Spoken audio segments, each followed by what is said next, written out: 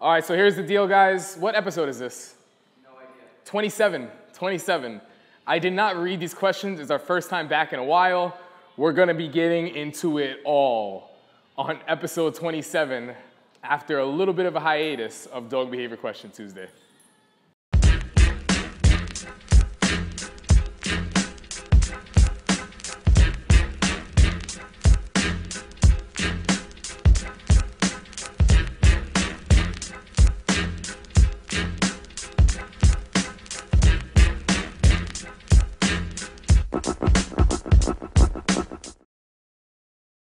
What's up, guys? This is Blake Rodriguez with Dream Come True K9, and this is episode 27 of Dog Behavior Question Tuesday. It's been a minute.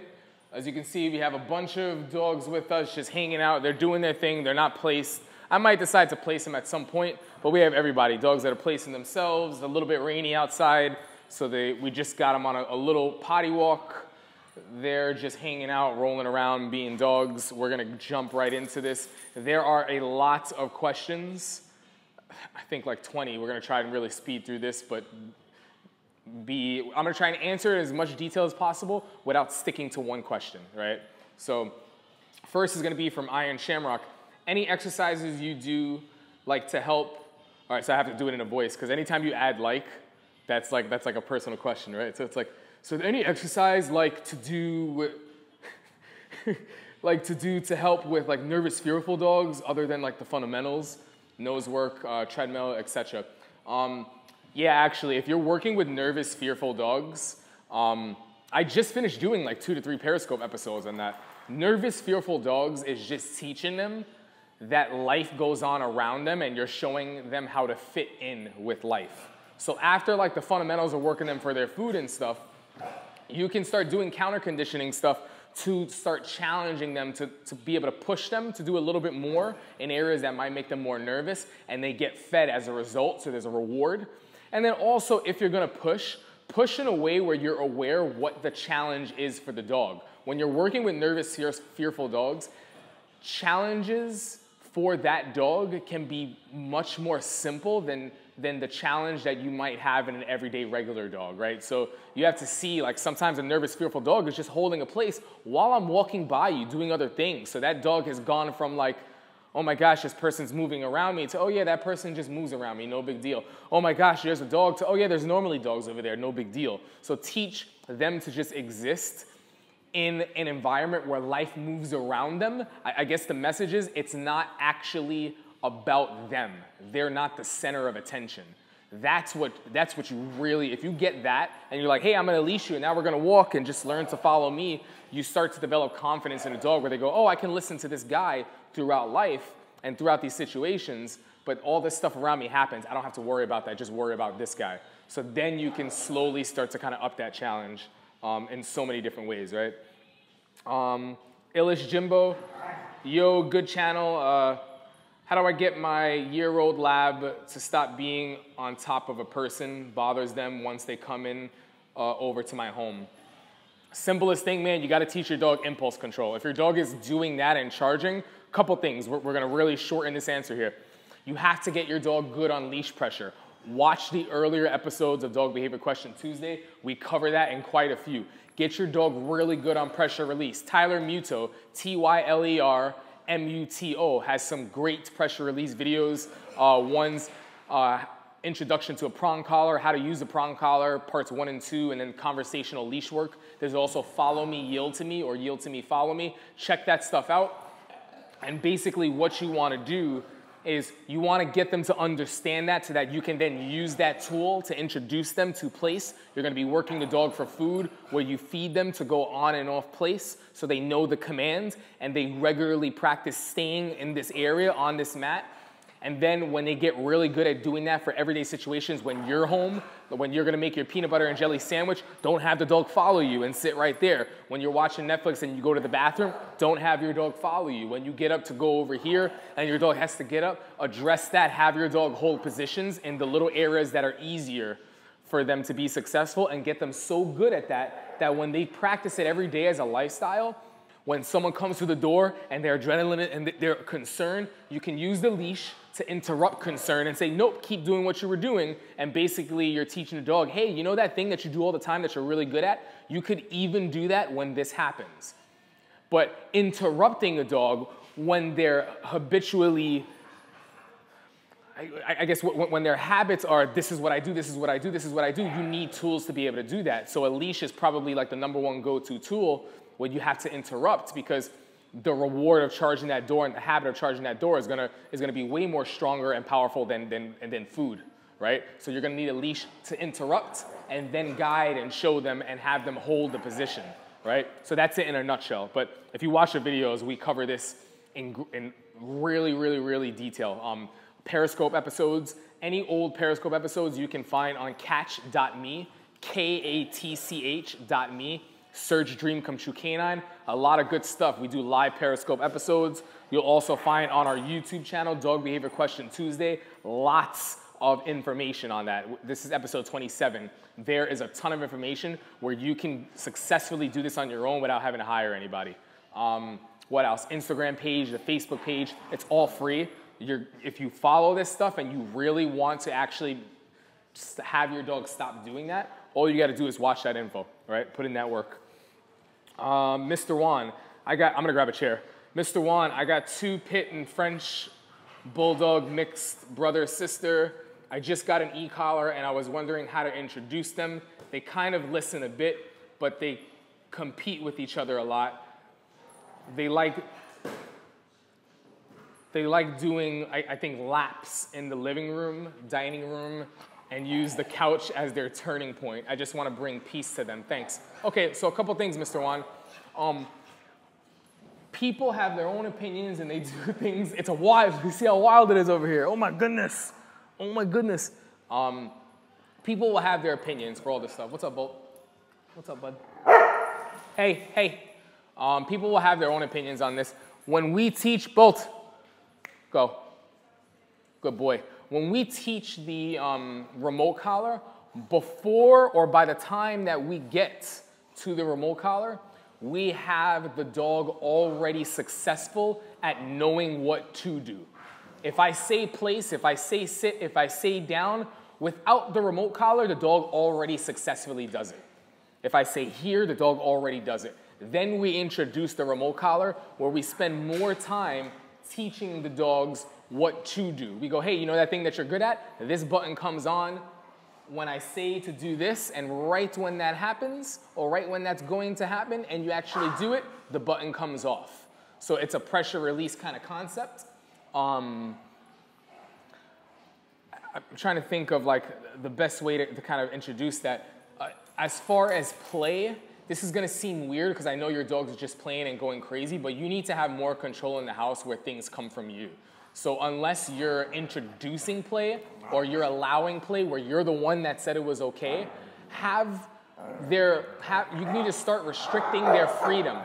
Restricting their freedom, and I'm gonna show you right now. So these guys are roughhousing, right? The reason they're roughhousing is because at any point, if I want to, Soko, come here. Place. Down. Good. I'm gonna do it with everybody. I'm gonna bring placemats over here so you can see, right?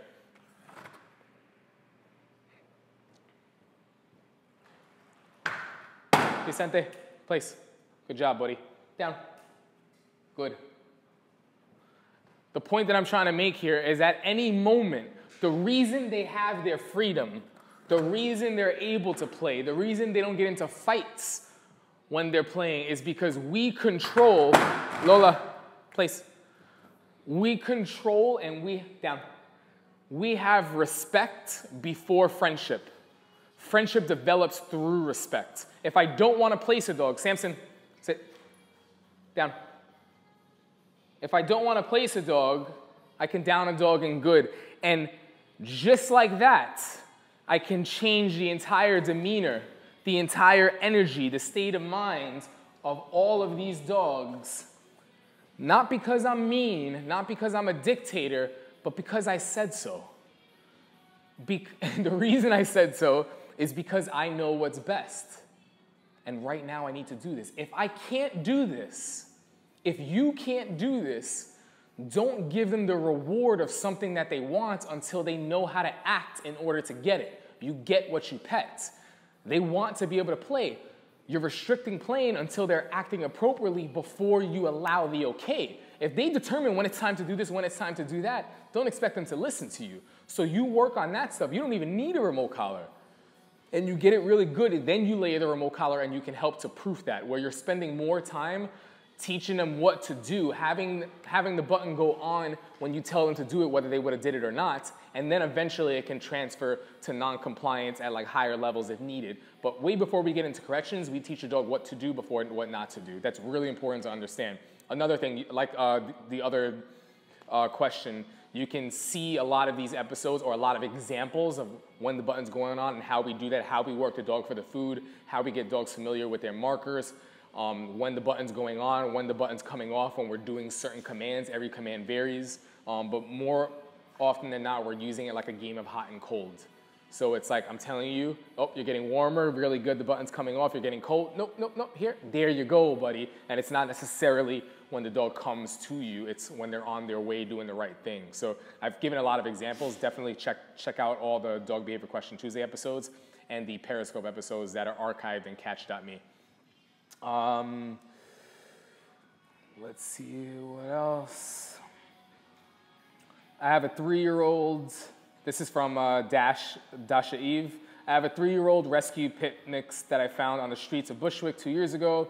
When I play fetch with her in the park, sometimes she starts to bark a lot at me if I'm holding the stick or ball and don't throw it right away. It's almost like she's throwing a tantrum. I usually try to make her sit and do not throw the stick unless she starts barking. Hey, nope, down. The reason I'm downing him, down. You didn't tell me. Good. Hey, oh yeah. Julieta, I didn't tell her, place, come here. Place. She was the only one that broke. And she was the one that I didn't tell, well, actually, I didn't tell Maxwell either or Kobe, but this is actually what they preferred. Down. Down. Hey. Stop. Down. Lay down. Good. Now she's kind of down, but she's not settled. That's why I'm still actually here. Out of practice a little bit. So it's just letting her know, hey, I kind of need this from you right now, all right? See how mean I was? So mean, oh my gosh. Follow through is everything. So, Julieta, down. You see how much smoother it is now? Good. It's almost like she's throwing a tantrum. I usually try to make her sit until she stops barking. She still goes back to this behavior though. How do I effectively correct her? You're dealing with state of mind stuff. You're dealing with a dog that's so driven up and you drive the dog up even more. And what happens is, in a nutshell, even though you try to do it once every now and then, when the dog barks, you throw it. So the dog knows, okay, when I bark, eventually she throws it. It's like, hurry up, hurry up, hurry up. So what I would suggest is practicing being around those objects where you don't plan on throwing it. And it might be you're giving her something else to do, so don't have her do nothing. But you could have a stick in your hand and you're teaching how to walk, and you're teaching her how to focus, not on you. You know what I mean? You might have the stick in your hands and you're at a park and she's in a down, and you regularly work on, you know, doing something else. You're reading a book or you're answering emails on your phone. Like, really delay this out, and you have to have a dog good with leash pressure because you want to be able to correct and interrupt a state of mind where it's effective. Do this instead. And you interrupt that, and you drill it, and you drill it, and you drill it to the point where a dog can be around the object that they're crazy over and know how to turn that off. The stick and the toy only represents one thing, which is height and go, go, go, go, go, and you've never created this release kind of. So it's harder in the beginning. You're gonna see what your dog struggles with. It's a form of anxiety. It's a form of lack of impulse control. But when you work on that, you'll be able to successfully jump right into what you need. So it's basically create a total off switch where acting this way is not allowed, and you don't even plan on rewarding her by throwing it. Just have her learn, okay, I get it. And you need to have an effective correction. That's very, very important. And then by the time you jump back into playing, it's gonna be a breeze. It's gonna be a cinch. You gotta get more foundation work though, because if you're struggling with something like that, the foundation work is what's lacking. Like if you say no, it should actually have meaning. So you need tools that are gonna help give that meaning. Cooking with butter, 6-month-old German Shepherd. How do I stop her from barking when we're in public and she hears another dog bark or sirens going by? Okay, so this is kind of almost similar to what we were just talking about, but you're dealing more with concern. You need to start looking to go after the fuse and put that out and interrupt that versus trying to correct the explosion. The barking is the explosion. There's a delay or there's a timing when the dog is getting concerned. Don't good boy or good girl that. When you see a dog is getting concerned, interrupt that. So you teach a dog not to be concerned and interrupted. The second you have a dog that's hanging out and they see a dog or they hear a siren and they start doing this, interrupt that. Quick, swift, boop, whoo, but I wanna, nope. And you interrupt that and you make that a habit. And you have the dog, even if that means in the beginning, they're like, well, what am I supposed to do? I always bark at that, what the heck? And they go, actually, this does feel better. Okay, I didn't know this was a possibility. So they need more help and more support on your end initially to show them that it's a possible choice, that it's something that can actually be done. And then eventually, verbally, you can just be like, nope. And the dog's like, oh, that's right, I don't have to worry about that. Let's see where we are here. Yeah, so look for concern. You need to see when the fuse is lit. I don't want the middle of the fuse. I don't want the end of the fuse. The moment it looks like it's going to be lit, interrupt. Don't wait. The actual physical behavior, the actual problem, is the explosion. Forget the explosion. Go after the fuse. Put that out. It's very easy. Basil. Hey, Blake, I saw in one of your earlier post episodes you speak a bit about feeding a raw diet. How would one work their dogs for their meals when their meals are mostly raw meats? Is there a practical way around it? Dehydrated meats, doesn't that start to classify as a treat or bone rather than a meal? Would appreciate some advice on that. Okay, great question. There's a couple ways you can go about it. What I've done in the past, because my dog's on a raw diet, is it's really time consuming. You can really turn like the meat into balls and freeze them, and you can work your dog that way. Another thing you can do, which most trainers do that are used to working their dogs for food that are on raw diets, is you have them on a certain type of kibble that they work for, and then you can give them a grand payoff at the end, you know, which is the raw. But that doesn't come out. The dog has to learn to work for the kibble first. So you might reduce the raw slightly, just because with kibble it's easier to practice repetition. Some people do it where they work their dog in the morning for kibble, and then evening is just raw. Or what you can do is just a little bit of the kibble, boom, then the raw, and then later on that night, a little bit of kibble, you work for it, then the raw, eventually you fade it out, and you have a dog that just works, and then at the end gets raw, right? So it's only in the beginning process that you're trying to help, because it's gonna really help with repetitions, and then eventually you can fade out the kibble, and you don't need it anymore. Mostly when I work my dog, if I do at all anymore, it's for a ball. Like I don't even work him for his food, so it's just doing some stuff and then a release, because he's gonna come back and drop it. Let's see where else we are. Hey, shh, shh, shh. Stop. Shh. Hey, Soko. No. Right, so now sometimes actually more often than not I allow it because he's here to roam and we do leave him a lot. So when we leave him, we want him to kind of be a guard because these windows are open and there's computers and stuff. But another thing is if people are knocking or people are by the window, which is okay, I can't stop that. I want that to be able to happen. They have to know if I say enough, enough is enough, right? Hey, down. Down. Enough is enough, period, right? Unless I allow it, which in some situations I do. But if I was struggling to say no and it wasn't working, I wouldn't allow it at all. It would be a total off switch until I'm successful doing that.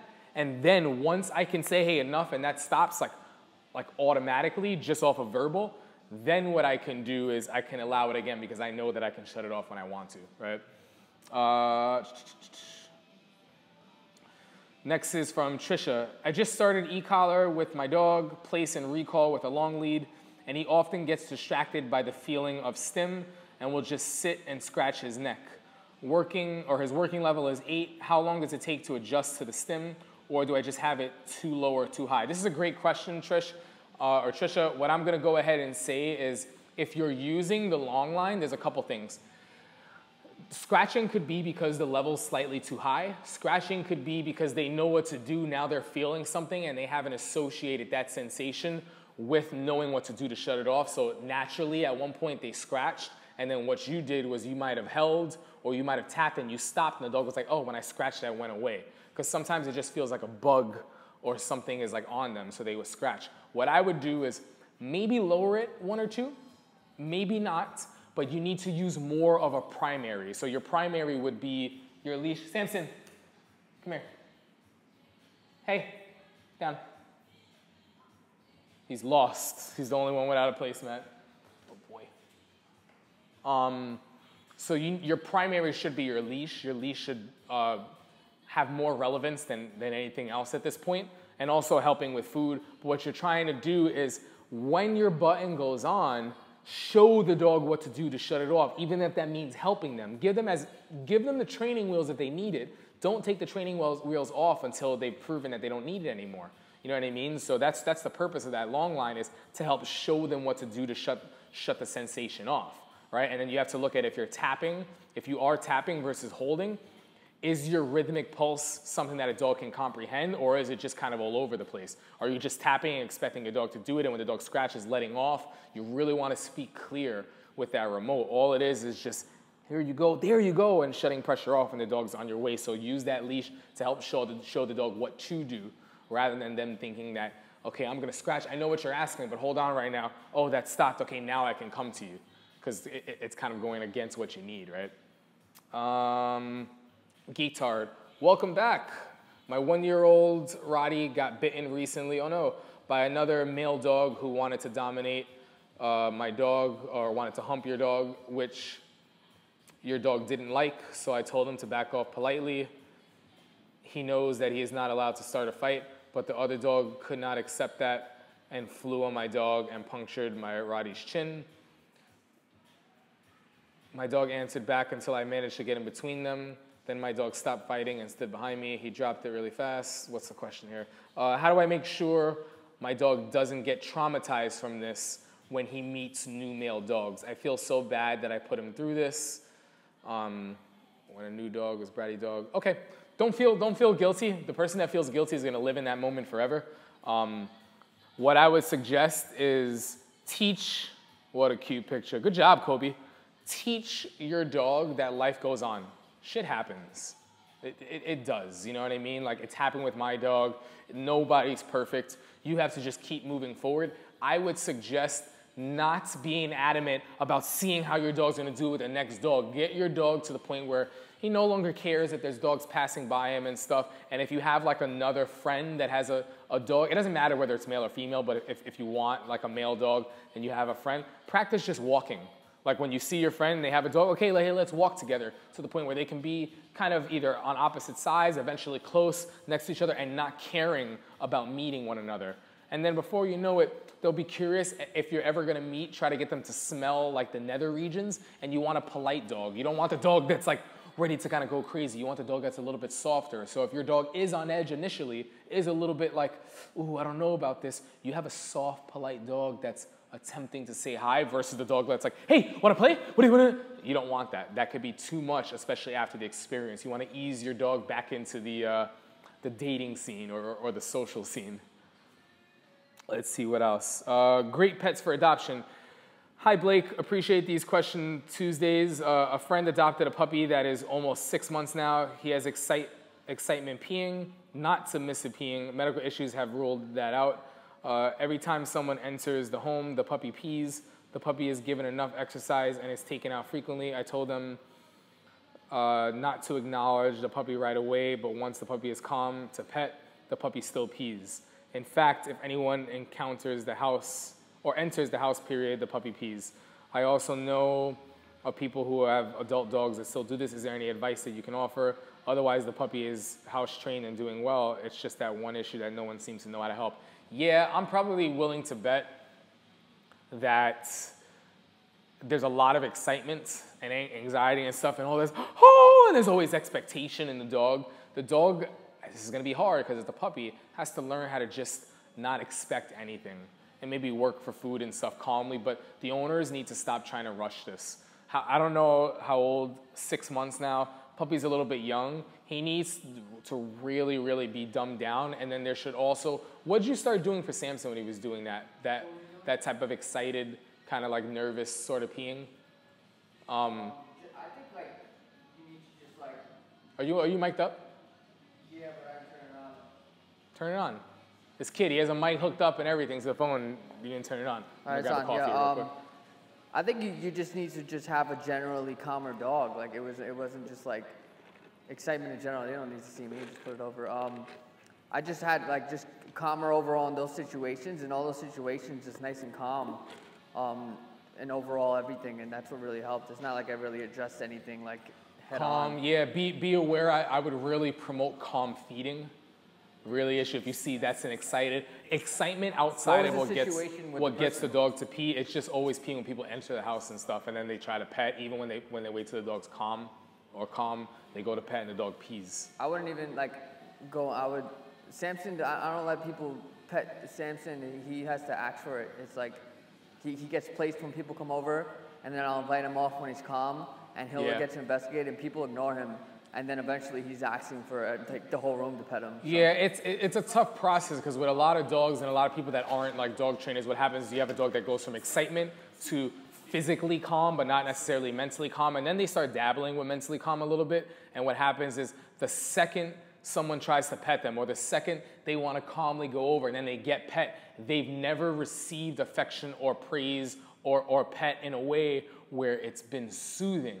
So it represents that, and it takes a little bit of time. You really don't want to rush this process. Nice and easy, calm feedings, calm, maybe the dog takes food out of your hands and then can be recalled and placed.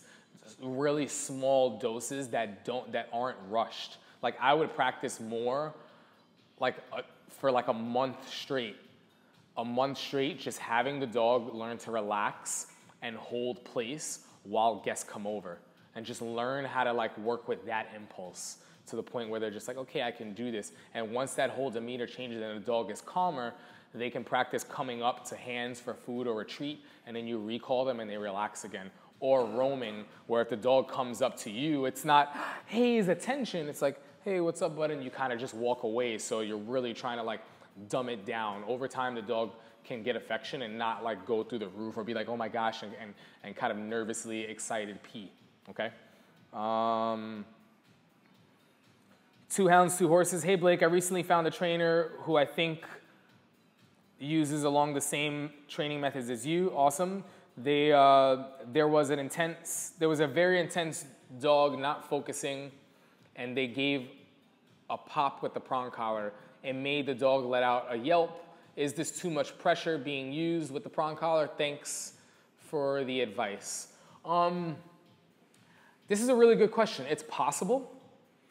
Sometimes a well-timed pop can really startle a dog, especially when they're not used to it, to the point where you can hear a little bit of a vocalization. It can be similar to when you're watching a scary movie and you think something's about to happen because you hear the music like, and you're like, this is gonna happen, and all of a sudden the popcorn pops in your microwave, and you're like, or the doorbell rings or something, or somebody bangs on the door.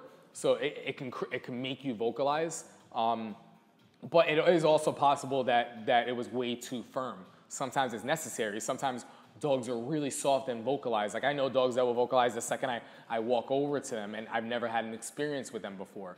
You know what I mean? There's some dogs that when a dog's running to them in a dog park, they start to scream. And I've even seen dogs act like they limp, and I've never seen the dog touch them.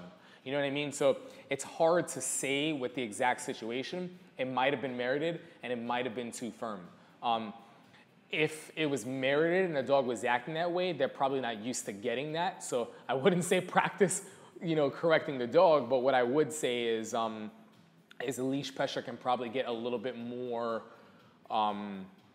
known, if that makes sense, so that when you give a tap, or you give that type of touch, it's appropriate. We do have some dogs that are really strong, and then when they get matched, they do vocalize, but they learn how to do that, and eventually the vocalization goes away because they know what's expected. It's not as much of a startle, but it's still effective. So it's kind of tough to say, but But who knows? Yeah, it is possible that it was too rough. Smeegee. Hi Blake, I got a nervous, insecure mini schnauzer 3 years ago. She didn't even know how to wag her tail. She was so tense. I watched her treadmill video and taught her to walk on it. Awesome, we're gonna be doing a new one, which I think is much smoother, but I'm glad that that helped. It helped greatly, but she's still reactive to some people, sounds of people, especially kid sounds. I bring my dog to my store daily and recently realized I have to advocate for her better, and I moved her out of the view of people. She seems to be better, but what are the things that I can do to, what are other things I can do to help her be less reactive and insecure? Advocating for your dog is super, super important, obviously. If you're going to remove the sight, do that, but have a plan to reintroduce. Sometimes having the dog in sight or having the dog in sight of people, but giving the dog more space really helps. Knowing how to interrupt. Sometimes you can interrupt a nervous dog. I just literally did 2 periscopes working with fearful, nervous dogs. It's gonna be up for the next 24 hours. And then after that, you can find it on catch.me. But it talks about a lot of interesting concepts and what you wanna get your dog used to. But the advocating also doesn't mean having your dogs avoid situations entirely. It's helping to push them without pushing them too much and knowing when to interrupt and what to allow and what not to allow from people's ends as well as like the dog's end. So that's really what I would focus more on, is teaching the dog that if there are people and they're kind of posturing up or getting concerned, interrupt them and show them how to not care so much. That's really, really important. Watch those last 2, was it the last 2 or 3 catch-up or Periscope episodes that are going to be on catch.me? But I was working with Sloan here this morning. Yeah, it was like 2, yeah, the last like 2 or 3, so check that out, and I think it can help to give you an understanding of what I'm talking about. Claire Sullivan, all right, 9-year-old Shepherd Chow. We never taught him place command, mostly because he's a chill dog who follows, goes laid down really well. In the past year, we've noticed that he's been enforcing a place on himself, and he is strict. If he lays down in his bed, his self-appointed space, after a while, he will start whining and turns out all he wants to do is A, get up and reposition himself, or get some water and lay down again. This happens at all hours, even 4 a.m., and we've eliminated the possibility that it is he needs to go out thing. We have never told him that he can't get up from laying down, but now he won't get up unless we tell him to get up repeatedly. We have tried ignoring him and staying silent. Honestly, this is hard at 4 a.m. And sometimes he gets up on his own and literally on his own after 10 minutes of whining. Sometimes he gives up and just lays down. He has now started to do this in places that aren't his bed. All right, listen. He's not placing himself, you're overthinking it. It's a dog that is just staying there and whining and gets some type of affection. Correct the whining if you really want to interrupt it. You can correct it and call him off and have him move if you want, or you can correct it and let him figure it out. He's not going to be bound there forever, especially if he never said place. Eventually he'll get up or he won't. And I don't care what he does. If he stays there or gets up and drinks water, if he's not placed, it doesn't matter, but stop whining, especially if it's an attention whine. And assuming that you're ruling out pain, which it seems that he's not in any source of pain, then interrupt that whining. Absolutely not, because he's probably expecting. He's been whining, and you spend all this time. When he starts whining, we leash him. Maybe he has to go out. Oh, he doesn't have to go out. When you're whining, hey, do you think you have to get off? You're overthinking it too much. Don't worry about him. I know Huey. It's been, I don't know how many years, maybe 5 years, 4 years since I've seen you guys or worked with you. You guys took a group class at another place I used to teach at. He's a smart dog. Don't overthink it. Really don't overthink it. Just interrupt and correct the whining, because that's what's inappropriate, right? That's how you have to kind of see it a little bit more. Hopefully that helps. Jewel, hey Blake, I have a 2-year-old German Shepherd that goes to work with me at a daycare. At a dog daycare. She listens fairly well and is perfect and is a perfect daycare dog. The problem I have is when I need to leave the room to help a customer or just go through the gate, she feels the need to instantly run through with me. I can't figure out how to have her learn not to run through the door with me. When she manages to run up front, she starts barking and growling at customers. I love if she can just relax and not follow me to the door every 2 seconds. This is just an impulse control. Your dog doesn't practice, or you haven't practiced teaching your dog how to be away from you enough. Especially if you're bringing your dog to work, the dog's always at your side, your companion working with you. It's really important that we teach our dog to hold positions and places. So that means at home, practice it. That means in regular situations, practice it. That means when you bust out food or you grab your leash and the dog automatically gets up in bed and heads over to you, practice them holding the position, really work on that initial impulse. You have to practice place more in situations that you don't need it. So when the time comes that you do, the dog has already rehearsed it a million times and can ace the test and goes, oh, I know how to do this, right?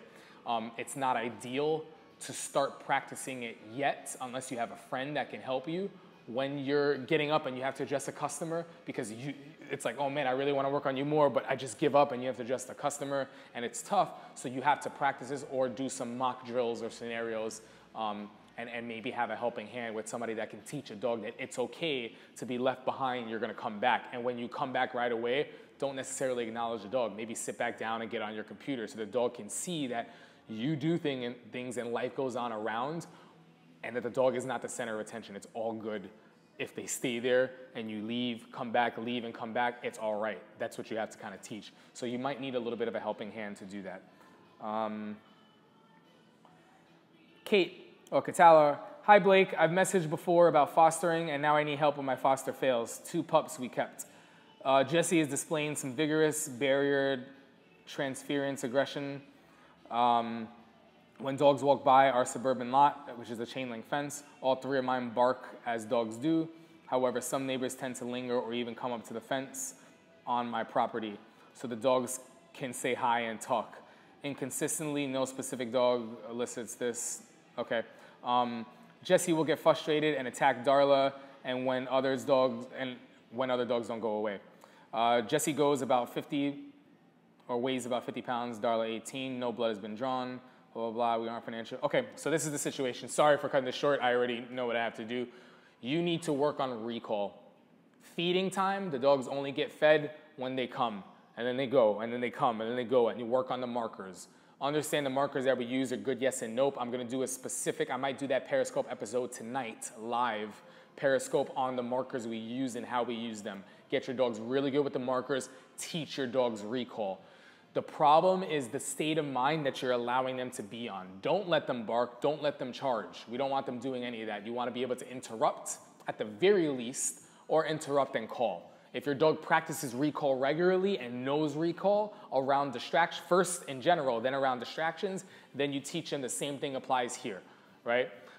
It's really, really important that you're able to interrupt and call off no matter what, and using certain tools like leash and remote collar, understanding how to do that, understanding how to use food as a resource and work your dog for food is super, super important. The markers are probably the most important thing of all. You need to be able to do this, and then at this point, it doesn't matter what's going on. Catch the state of mind. When a dog's concerned, interrupt that. Hey, you don't need to do that anymore. And treat that as if you know if you were to allow that, it would be a fight. So you're preventing that from happening.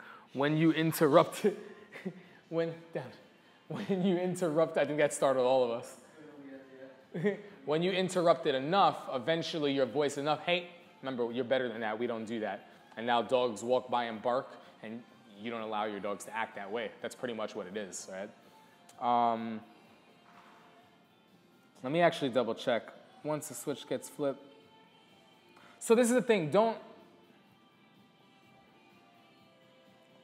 I can call Jessie away from anything, make her leave it even with food, but once the switch gets flipped, it's impossible. So the problem is, yeah, you're waiting till the switch gets flipped, but you also have to practice. So if you're in a situation where that switch does get flipped, do what you gotta do to make sure that she realizes that she doesn't listen to you until.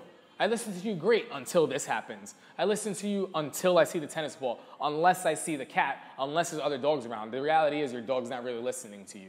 So you need to set yourself up where you can follow through no matter what. Then eventually it's easier for the dog to be successful. What are you doing?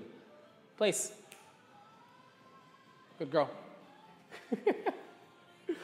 And that's pretty much it. And when you say attack, she does pin, bite hard.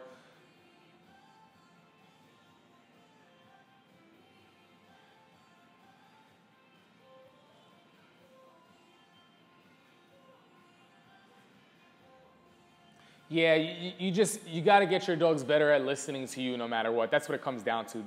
Then you don't have to focus so much on controlling your environment, because the environment is what happens, but you know that your behavior with your dogs is consistent. So that's personally what I would do. You might have to control your environment until you get to that point, or set yourself up with tools that are necessary, so when that happens, you have the necessary means to get what you want. But that's you got to get to that point. Okay, that's very, very important. All right, guys, it was a long one. We're gonna get back into the swing of things. Once questions are not as much, I'll be able to get a little bit more in detail. Of course, you know, we're doing the live periscopes now. Obviously Instagram, YouTube, and Facebook, so keep tabs on us there. I will see you guys next week on episode 28 of Dog Behavior Question Tuesday.